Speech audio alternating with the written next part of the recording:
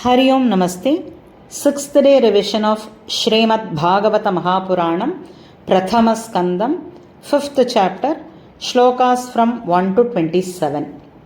Atha Srimad Bhagavate Mahapurane Prathama Skande Panchamodhyayaha. Om Shri Hare Namaha. Om Shri Hare Namaha. Om Shri Hare Namaha. Gopika Jivana Smaranam Govinda Govinda सूत उवाच अथ तं सुखमासीन उपासीनं बृहच्छ्रवाः देवर्षिः प्राह विप्रर्षिं वीणापाणिस्मयन्निव नारद उवाच पाराशर्यमहाभाग भवतः कच्चिदात्मना परितुष्यति शारीर आत्मा मानस एव वा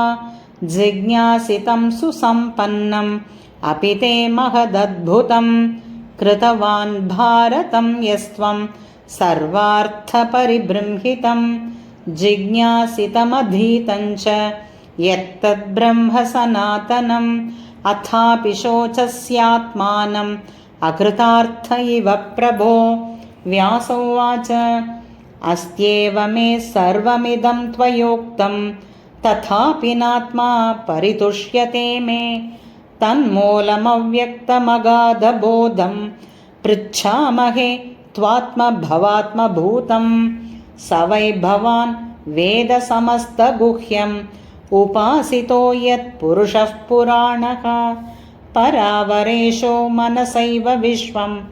सृजत्यवत्यत्ति गुणैरसङ्गः त्वं पर्यटन्नर्क इव त्रिलोकीम् अन्तश्चरो वायुरिवात्मसाक्षी परावरे ब्रह्मणि धर्मतो व्रतैः स्नातस्य मे न्यूनमलं विचक्ष्व। श्रीनारद उवाच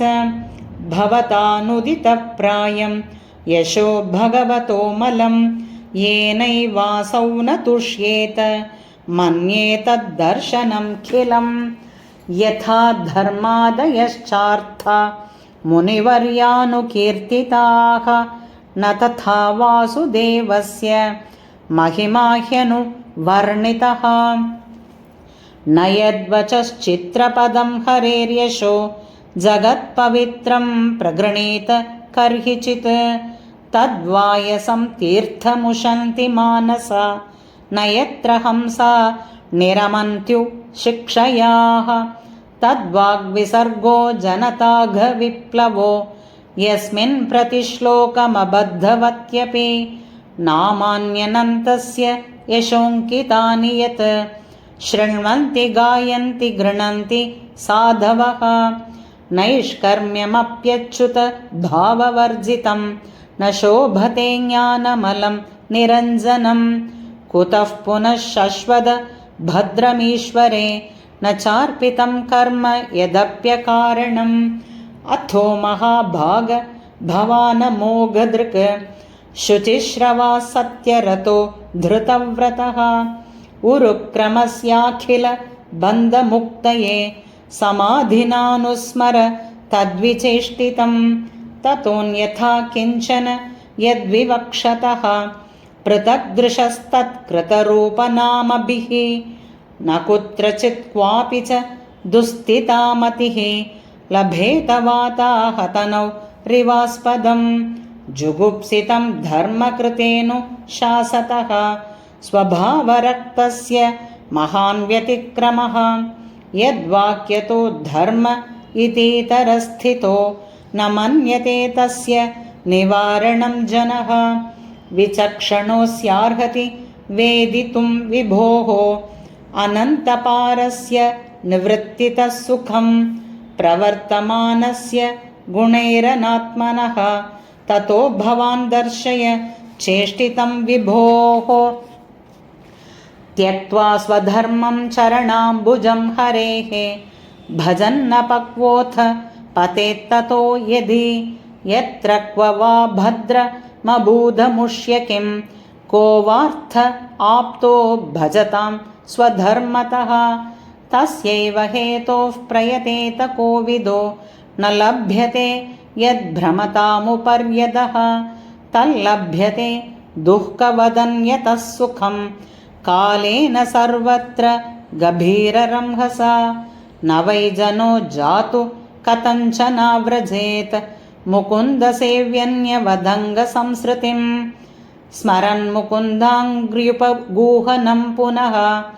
विहातुमिच्छेन्न रसग्रहो यतः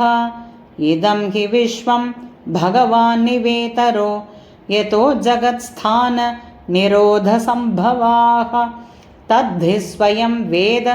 भवांस्तथापि वै प्रादेशमात्रं भवतः प्रदर्शितं त्वमात्मनात्मानमवेह्य मोघदृक् परस्य पुंसः परमात्मनः कलाम् अजं प्रजातं जगतः शिवाय तत् महानुभावाभ्युदयोधि गण्यताम् इदं हि पुंसस्तपसः श्रुतस्य वा स्विष्टस्य सूक्तस्य च बुद्धिदत्तयोः अविच्युतोऽर्थः कविभिर्निरूपितो यदुत्तमश्लोकगुणानुवर्णनम् अहं पुरातीत भवे भवं मुने दास्यास्तु कस्याश्चन वेदवादिनां निरूपितो बालक एव योगिनां शुश्रूषणे प्रावृषि निर्विविक्षतां ते मय्यपेथाखिल चापलेर्भके दान्ते धृतक्रीडनकेऽनुवर्तिनि चक्रुः कृपां यद्यपि तुल्यदर्शनाः शुश्रूषमाणे मुनयोऽल्पभाषिणीम् उच्छिष्टलेपाननुमोदितो द्विजैः सकृत्स्म भुञ्जे तदपास्तकिल्बिषः एवं प्रवृत्तस्य विशुद्धचेतसः तद्धर्म एवात्म रुचिः प्रजायते तत्रान्वहं कृष्णकथाः प्रगायताम् अनुग्रहेणा शृणवं मनोहराः ताश्रद्धया मेनुपदं विशृण्वतः प्रियश्रवस्यङ्ग ममाभवद्रुचिः तस्मिंस्तदा लब्धरुचेर्महामुने प्रियश्रवस्य स्खलिता मतिर्मम ययाहमेतत् सदसत्स्वमायया पश्ये मयि ब्रह्मणि कल्पितं परे हरि ओम्।